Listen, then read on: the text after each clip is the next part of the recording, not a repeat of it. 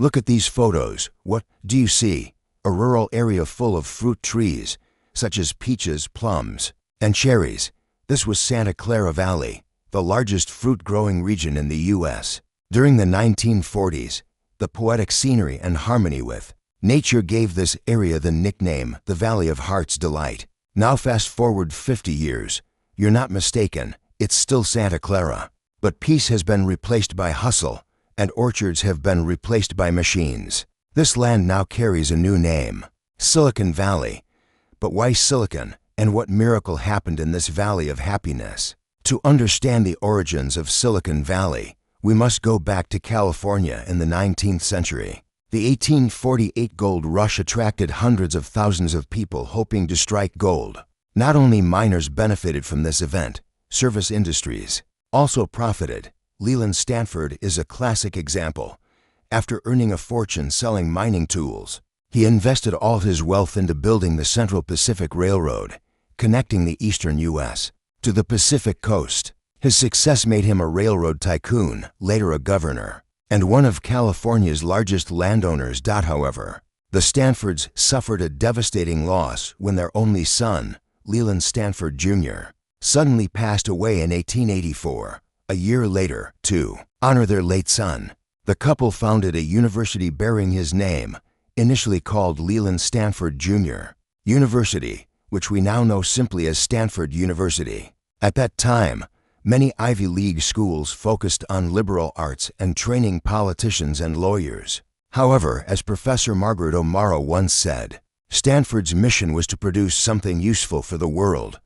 That explains why science and technology became priorities in its curriculum, and why the university produced so many brilliant engineers and inventors throughout history. However, in 1929, disaster struck. The Great Depression swept across America. Naturally, the Valley of Heart's Delight also suffered greatly. People began moving eastward in search of work. Stanford University faced challenges too. Declining student numbers and reduced funding made operations difficult. The situation in California and at Stanford only improved when a war far from American soil began. Fast forward to 1939, the world was witnessing World War II. This war changed many military doctrines, especially air warfare. German Nazi aircraft instilled fear across Europe, from Poland to France and Britain. Researching anti-aircraft defense systems became the Allies' top priority, and of course, the U.S. wasn't sitting this out. Dr. Vannevar Bush, a professor of electrical engineering, was appointed head of the U.S. Office of Scientific Research and Development.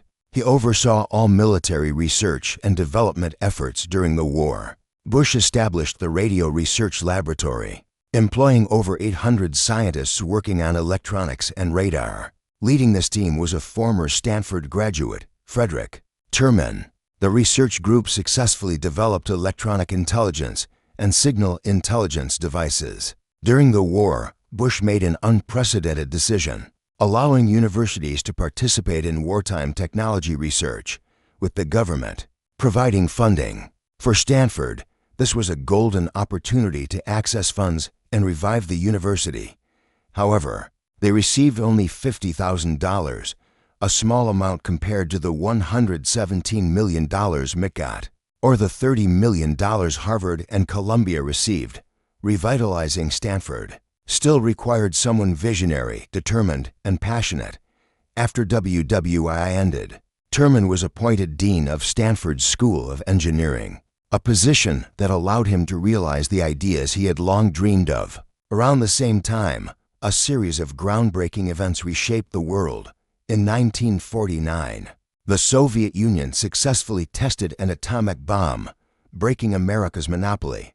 Alongside that, intercontinental ballistic missiles and advanced strategic bombers were continuously developed by the Soviets. To Terman, the Cold War was essentially a technological arms race. Stanford had to seize the opportunity to become the brain behind this race.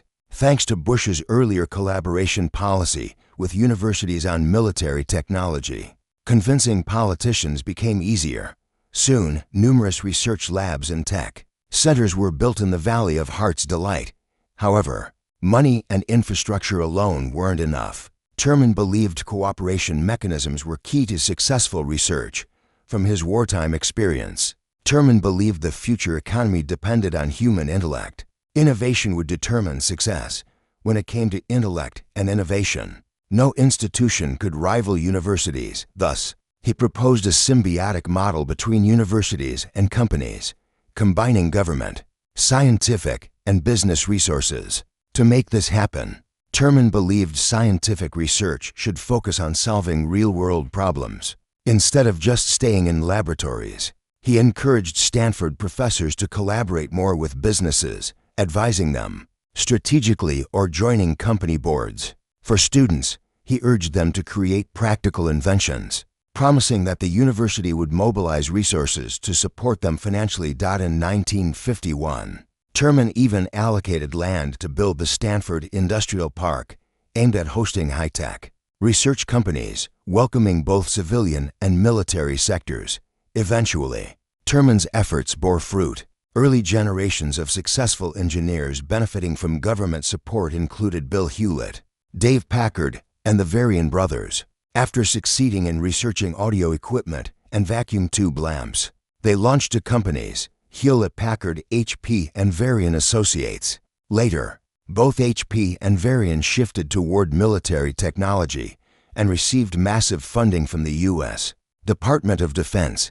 Thanks to this, these companies quickly became giants in the Santa Clara Valley, helping revive the local economy. Nearly a century after the gold rush, people flocked back to California for a new chance at reinvention, this time supported by Stanford University and Terman's vision. In other words, Stanford was the first stepping stone that transformed Santa Clara into the non-stop Silicon Valley we know today. Terman and his colleagues continued building an entrepreneurial culture at Stanford, a legacy that continues. Today, he turned Stanford alumni networks into a unique advantage, a privilege enjoyed only by startups coming from this university. Companies like HP and Varian would assist newly founded Stanford-led startups until they grew strong enough to help others. In short, a network of companies sharing Stanford DNA began forming, a rare feature found nowhere else in the world. This network's success attracted big names to the valley, from General Electric to physicist William Shockley. Let's talk about Shockley. Before arriving in California, he managed Bell Labs research group and discovered the transistor effect in semiconductors, a discovery that earned him the Nobel Prize in Physics. While most scientists pursued germanium-based transistors, Shockley believed silicon was the ideal material. This difference in opinion led him to leave Bell Labs in 1955. Terman didn't miss the opportunity to bring one of the nation's top inventors to California. A year later, Shockley moved to Mountain View and founded Shockley Semiconductor Laboratory. Of course, with his reputation, he quickly attracted talent to join the project. Shockley was undoubtedly a brilliant physicist, but he was often criticized for poor management. 8 researchers hired by him couldn't endure his management style and decided to leave. A move Shockley famously referred to as the betrayal of the traitorous 8. Starting a company after leaving Shockley, however, was never easy. Imagine you and your colleagues are researchers who've spent most of your time in labs. Although you have a business idea, none of you have managerial experience or startup capital. No banks or financial institutions trusted you. Why? Because semiconductor technology was still in its infancy, and few were willing to invest in unproven concepts. That was exactly what the traitorous 8 faced when starting out. But after much effort, they finally found investors who believed in the potential of semiconductors and were willing to take risks. These investors were Sherman Fairchild and Arthur Rock, leading to the establishment of Fairchild Semiconductor. At the same time, a historic event unfolded. The USSR successfully launched Sputnik 1. The technological competition between the superpowers entered a new era. U.S. leaders started allocating top resources to this space race. To reach space, we needed spacecraft. To build spacecraft, we needed specialized components, especially microchips and skilled labor. Once again, it was the American West, home to Stanford University, industrial clusters, and semiconductor companies like Fairchild, that became the epicenter of this global tech race. Back at Fairchild, to run the company effectively and seize the moment, the 8 researchers invited Ed Baldwin, a semiconductor company executive, to be CEO, though his tenure was brief. Working under Baldwin helped these engineers get familiar with corporate management, preparing them for founding their own companies in the future. By 1960, just 5 years after its founding, Fairchild went from 12 employees to 12,000, generating $130 million annually. 5 years later, technical improvements made Fairchild's semiconductor technology not only cutting-edge, but also affordable. This made Fairchild the leading semiconductor company in the U.S. Dominating the market, their success proved that scientists and engineers could start companies and commercialize their innovations. However, the partnership among the traitorous 8 didn't last long. In 1968, Robert Noyce and Gordon Moore left to form their own company, again seeking investment from Arthur Rock. This marked the beginning of Intel, one of the world's largest semiconductor chip manufacturers today, followed by AMD, National Semiconductor, and many others. Their growing scale eventually prompted journalist Don Hoefler to coin the term Silicon Valley. In print for the first time in 1971, a name that remains popular today. Shockley once shared that his biggest motivation for returning to California was convenience for both research and caring for his aging mother. He never imagined how much his decision would change lives and transform the land he lived on. From a single lab in Mountain View, the silicon semiconductor industry was born. Let's return to Fairchild's success. Its rise wasn't just due to the founders' efforts, but also to the bold vision of its early investors, Sherman Fairchild and Arthur Rock. Their philosophy can be summed up simply: you may fail many times, but if you succeed just once, you can earn back tenfold. Those who took such risks, like Sherman Fairchild and Arthur Rock, later became known as venture capitalists. By the 1970s, the semiconductor industry entered a growth phase. Many household products in American homes, from TVs to radios and refrigerators, relied on semi-concurrently. Everyone believed humanity's future would depend on semiconductor technology.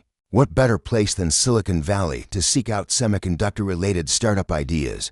In 1976, former students from Stanford and UC Berkeley had an idea that would change the world: the personal computer. Once again, Arthur Rock was the investor. These Apple co-founders' approach for funding. Entrepreneur-investor relationships expanded significantly in the region, especially since the mid-1970s. U.S. immigration laws helped attract global talent, while top-tier universities and mature venture ecosystems created abundant intellectual capital.